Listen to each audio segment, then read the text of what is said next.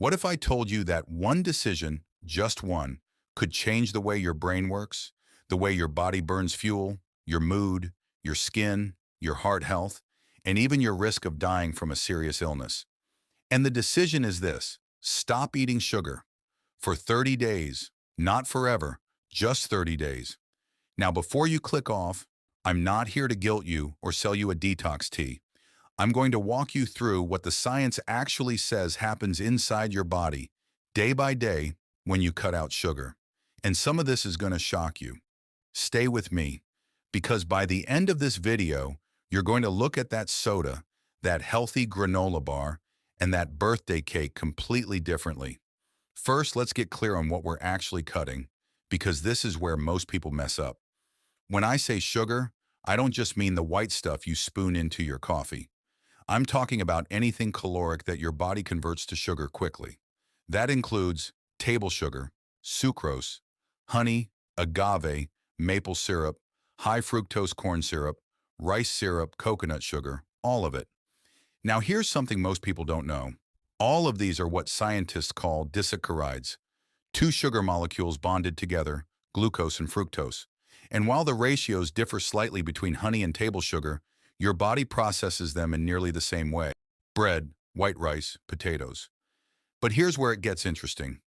There's a second type of sugar we need to talk about: starch. Bread, white rice, potatoes, corn. These are what scientists call polysaccharides, hundreds or thousands of glucose molecules chained together. And here's the kicker: it only takes minutes for your digestive system to break starch down into pure glucose and dump it directly into your bloodstream. That's why, from a blood sugar perspective, eating a slice of white bread is almost identical to eating a spoonful of sugar. The glycemic response is nearly the same. So for this 30-day challenge, we're cutting both: added sugars and refined starches. That's the version that actually moves the needle on your health. All right, I'm not going to lie to you. The first few days, they might be uncomfortable. And here's exactly why from a neuroscience standpoint. Your brain on sugar is, quite literally, your brain on drugs. A landmark study published in Neuroscience and Biobehavioral Reviews by researchers Avina, Rada, and Hobel showed that intermittent sugar consumption triggers the release of dopamine and opioids in the brain, the same reward chemicals activated by cocaine and heroin. Avina et al., 2008. Now, I'm not saying sugar is as dangerous as heroin, but I am saying the neurological pathway is the same. And a 2025 review in Brain and Behavior confirmed that chronic high sugar consumption alters the dopamine system over time, leading to increased tolerance, meaning you need more sugar to feel the same pleasure. That's the clinical definition of dependency. So when you suddenly cut sugar, your brain throws a fit. You may experience intense cravings, especially in the first 48 hours, headaches, irritability, and mood swings. Fatigue, sometimes called the sugar crash hangover, brain fog. This is withdrawal. It's real, and it's temporary.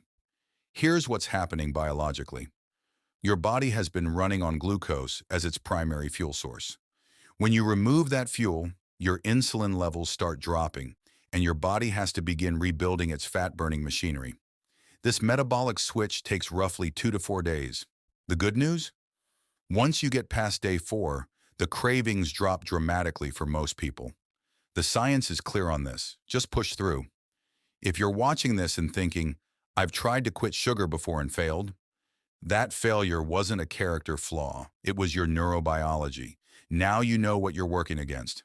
Okay, you made it past the hard part. Now the good stuff starts happening, and it happens fast.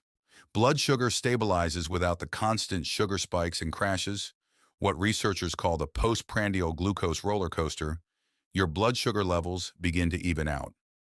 A 2024 meta-analysis published in Frontiers in Nutrition, covering 38 randomized controlled trials, found that for every 10% reduction in carbohydrate intake, participants saw measurable improvements in fasting glucose and A1C levels. Frontiers in Nutrition, 2024. Fat-burning switches. Here's a fascinating shift.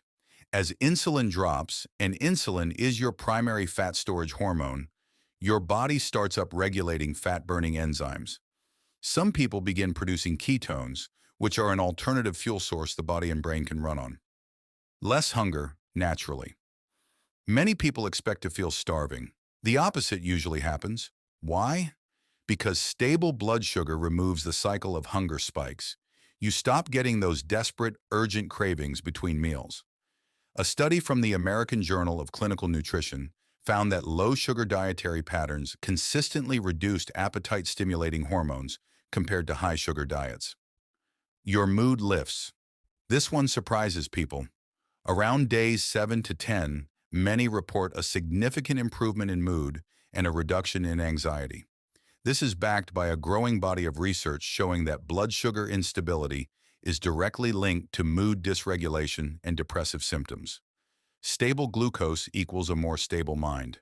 Your taste buds are rewiring. Here's something wild that science confirms. Your taste receptor sensitivity actually changes when you remove sugar. The sweet receptors in your mouth and gut that were desensitized by constant sugar exposure begin recovering. Real food, vegetables, nuts, even plain water, starts tasting more vibrant and complex. Many people report that after 2 to 3 weeks, processed sweets taste overwhelmingly sweet or even nauseating. Your brain is literally recalibrating its perception of flavor. Now we're getting into the territory that should motivate anyone watching this. Because what happens between days 15 and 30 is not just feeling better. This is measurable, documented physiological transformation. Your liver starts healing fructose. One half of table sugar is processed almost exclusively by the liver. Unlike glucose, which every cell can use, fructose must be metabolized in the liver, where excess amounts are converted into fat. This is how non-alcoholic fatty liver disease develops, and it affects an estimated 25% of the global population. When you stop feeding your liver fructose, it begins burning through that stored fat. A UCSF study published in the journal Atherosclerosis found that just 10 days of sugar restriction in children reduced triglycerides by 33% and a key liver fat marker O3 by 49%, without changing calories or total carbohydrate intake. Gugliucci et al., 2016, 10 days. That's remarkable. Triglycerides drop. A 2023 BMC medicine study found that even a 5% increase in added sugar consumption was associated with a 6% higher risk of heart disease and a 10% higher risk of stroke. The reverse is also true. Cutting sugar is one of the most effective dietary interventions for lowering blood triglycerides, which are a major cardiovascular risk factor. People often expect cutting fat to improve their lipid panel. In reality, sugar is the primary driver of elevated triglycerides. Even WebMD and Harvard Health confirm this. People who get less than 20% of calories from added sugar consistently show lower triglyceride levels, independent of body weight. Blood pressure comes down. High sugar intake promotes inflammation and increases fluid retention through insulin's effect on the kidneys. Multiple studies have found that reducing added sugar leads to measurable reductions in systolic blood pressure, even without weight loss or sodium restriction.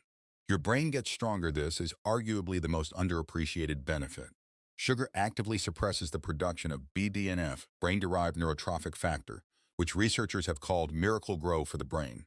BDNF promotes neuroplasticity, the brain's ability to form new connections, repair damage, and resist cognitive decline. When you cut sugar and add exercise to the mix, BDNF production increases significantly. Your immune system strengthens. During the COVID-19 pandemic, a stark pattern emerged in the data. Patients with metabolic syndrome, driven largely by insulin resistance and chronic high blood sugar, had a mortality rate near 15%. Patients without those risk factors, closer to 0.1%. A hundredfold difference in survival odds. Your immune system is not separate from your diet. Every sugar-sweetened drink and every refined starch either feeds your defenses or quietly depletes them. If you want objective proof, get blood work done before and after. Here's what 30 days of no sugar typically does to your numbers. Fasting blood glucose drops. HbA1c, your 3-month average, trends down. Triglycerides can fall by 30% or more. HDL cholesterol rises. Blood pressure, systolic and diastolic, both improve. CRP, your systemic inflammation marker, decreases. These are not vanity numbers. These are the exact biomarkers that predict heart disease, stroke, kidney failure, type 2 diabetes, and early death. 30 days, all of them moving in the right direction. Here is the bottom line. Sugar is not just a food preference.